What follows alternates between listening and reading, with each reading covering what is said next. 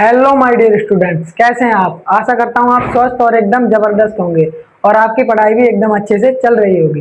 तो आज हम इस वीडियो में पढ़ने वाले हैं कक्षा 10 की रासायनिक विज्ञान का अध्याय नंबर 1, जिसका नाम है रासायनिक अभिक्रिया तथा समीकरण। तो आइए बिना देरी के वीडियो की शुरुआत करते हैं और देखते हैं पहला टॉपिक। तो पहला टॉपिक है हमारे पास रासायनिक अभिक्रिया क्या होती है। आइए इसको हम पहले डेफिनेशन द्वारा समझते हैं। रासायनिक अभिक्रिया जब दो या दो से अधिक पदार्थ आपस में प्रतिक्रिया करके नए पदार्थ बनाते हैं जिनके गुण अलग होते हैं, उसे रासायनिक अभिक्रिया कहते हैं।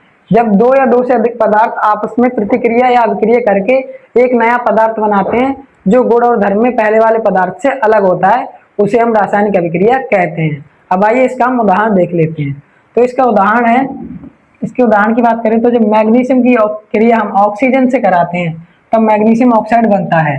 जब हम मैग्नीशियम गैस की क्रिया ऑक्सीजन से कराते हैं तो MgO यानी मैग्नीशियम ऑक्साइड बनता है। ये इसका उदाहरण है। इसमें क्या होता है, जब मैग्नीशियम और ऑक्सीजन दो तत्व आपस में क्रिया करते हैं और एक तत्व नया तत्व बनाते हैं जिसका नाम होता है MgO यानी मैग्नीशियम ऑक्साइड। तो ये हो गया इसका उदाहरण। आइए इसके उदाहरण को हम हिंदी में समझ लेते हैं। जब मैग्नीशियम रिबन को जलाया जाता है तो यह तेज सफेद रोशनी के साथ जलकर मैग्नीशियम ऑक्साइड बनाता है।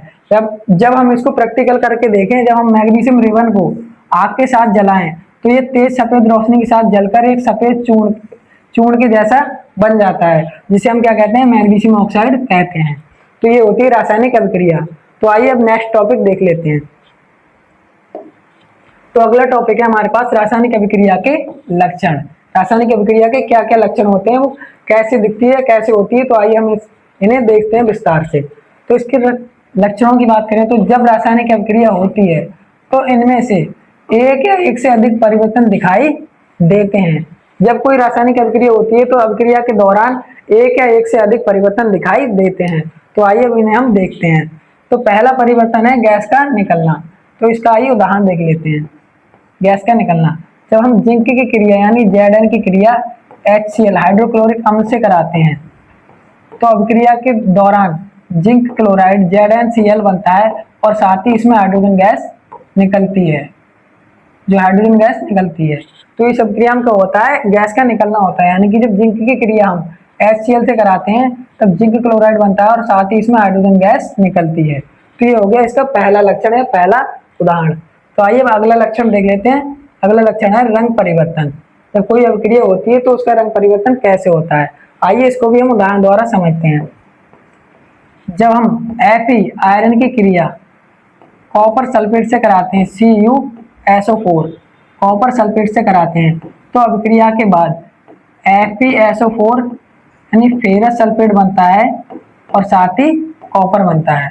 तो इस अभिक्रिया में क्या होता है, जो कॉपर सल्फेट होता है ये अभिक्रिया से पहले नीले रंग का होता है। जब अभिक्रिया हो जाती है तब ये जो फेरस सल्फेट बनता है इसका नीले से रंग हरा हो जाता है।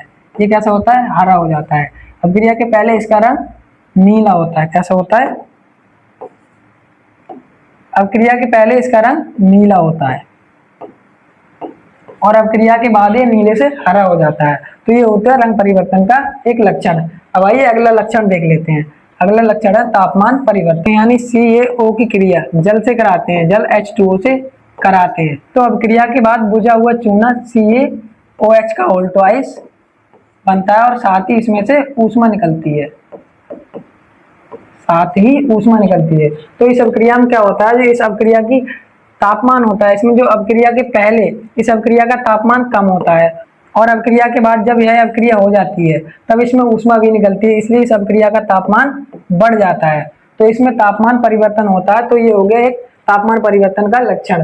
अब आइए अगला लक्षण देख लेते हैं। अगला लक्षण है हमारे पास अवक्षेप का बनना। तो आइए इसको भी उदाहरण द्वारा समझते हैं। तो इसका उदाहरण देखते हैं हम। तो AgNO3 यानी सिल्वर नाइट्रेट की क्रिया जब हम NaCl सोडियम क्लोराइड से कराते हैं AgCl silver chloride plus NaNO3 sodium nitrate बनता है। और जो AgCl होता है इसी को हम अवक्षेप कहते हैं। इसे क्या बोलते हैं, अवक्षेप बोलते हैं। तो इस अभिक्रिया में क्या होता है, जब हम AgNO3 की क्रिया NaCl से कराते हैं तो इसमें अवक्षेप बनता है और साथ ही NaNO3 यानी सोडियम नाइट्रेट बनता है। तो ये हो गया अगला इसका लक्षण, किसी अभिक्रिया में अवक्षेप का बनना। तो आपको लक्षण अच्छे से समझ में आए होंगे। अब आइए नेक्स्ट टॉपिक की ओर बढ़ते हैं। तो अगला टॉपिक है हमारे पास रासायनिक समीकरण। रासायनिक समीकरण क्या होती है, अब आइए इसको भी पहले हम परिभाषा द्वारा समझते हैं, फिर अच्छे से उदाहरण द्वारा समझेंगे। तो रासायनिक अभिक्रिया को संकेतों और सूत्रों की मदद से लिखने को रासायनिक समीकरण कहते हैं।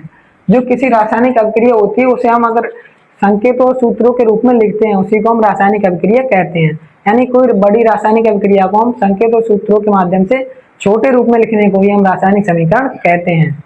अब आइए इसको हम उदाहरण द्वारा समझते हैं। तो इसका उदाहरण है, जब हम ऑक्सीजन गैस की अभिक्रिया हाइड्रोजन गैस से कराते हैं तो जल बनता है। जब हम ऑक्सीजन गैस की क्रिया हाइड्रोजन गैस से कराते हैं तो जल बनता है। अभी हमें एक अभिक्रिया दी हुई है, इसे हम रासायनिक समीकरण के रूप में लिखेंगे। तो कैसे लिखेंगे, यहाँ पर जितने भी यौगिक और तत्व दिए हैं उन्हें उनके सूत्रों के रूप में लिखेंगे।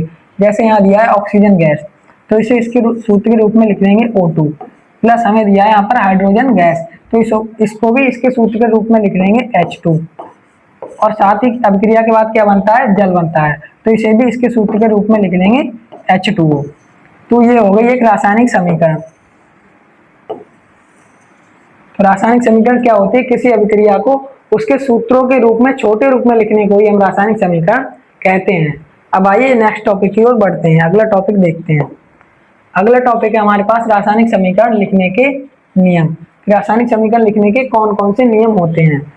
तो पहला नियम हमारे पास, रासायनिक समीकरण को हमेशा बाएं से दाएं लिखते हैं। कोई भी रासायनिक समीकरण हो उसको हमेशा हम बाईं ओर से दाईं ओर लिखते हैं, बाईं ओर से दाईं ओर लिखते हैं। जैसे हम एक रासायनिक अभिक्रिया ले लेते हैं H2 प्लस O2, अभिक्रिया के बाद बनता है H2O। तो ये अभिक्रिया जो हमने लिखी इसको हमेशा हम बाएं से दाएं लिखेंगे, पहले बाएं लिखेंगे उसके बाद दाएं लिखेंगे। तो ये हो गया इसका पहला नियम। तो इसका दूसरा नियम है, रासायनिक अभिक्रिया में दिए गए यौगिकों और तत्वों को उनके सूत्रों के रूप में लिखते हैं। रासायनिक अभिक्रिया में जो भी यौगिक या तत्व दिए होते हैं उनको हम उनके सूत्रों के रूप में लिखते हैं। तो जैसे कि यहाँ पर तत्व यौगिक दिए हैं हाइड्रोजन गैस, ऑक्सीजन गैस, तो इनको हमने इनके सूत्रों के रूप में लिखा है। और साथ ही यहाँ पर हमें एक जो अभिक्रिया के बाद यौगिक बन रहा है जल, उसे भी उसके सूत्रों के रूप में लिखा है। अब आइए इसका अगला नियम देख लेते हैं। अगला नियम है, रासायनिक समीकरण लिखते समय अभिकारक को बाईं ओर और उत्पाद को हमेशा दाईं ओर लिखते हैं। तो रासायनिक अभिक्रिया लिखते समय अभिकारक को हमेशा बाईं ओर, यानी बाईं ओर हमेशा हम अभिकारक को लिखते हैं, अभिकारक, और उत्पाद को हमेशा हम दाईं ओर लिखते हैं। तो रासायनिक अभिक्रिया में भाग लेने वाले पदार्थ जो बाईं ओर लिखे जाते हैं उन्हें हम अभिकारक बोलते हैं, और रासायनिक अभिक्रिया के बाद बनने वाले पदार्थ जो दाईं ओर लिखे जाते हैं उन्हें हम उत्पाद बोलते हैं। अब आइए इसका अगला नियम देखते हैं। अगला नियम है, रासायनिक समीकरण में अभिकारक और उत्पाद के बीच हमेशा तीर का चिन्ह लगाते हैं। रासायनिक अभिक्रिया लिखते समय अभिकारक और उत्पाद के बीच हमेशा हम तीर का चिन्ह लगाते हैं। ये तीर क्या करता है, ये अभिक्रिया की दिशा को दर्शाता है कि अभिक्रिया इधर से इधर की ओर हो रही है। तो ये थे रासायनिक समीकरण लिखने के कुछ मोस्ट इंपोर्टेंट नियम। तो आशा करता हूँ आपको ये सारे टॉपिक अच्छे से समझ में आए होंगे। तो मिलते हैं नेक्स्ट वीडियो में नए टॉपिक के साथ, तब तक के लिए धन्यवाद।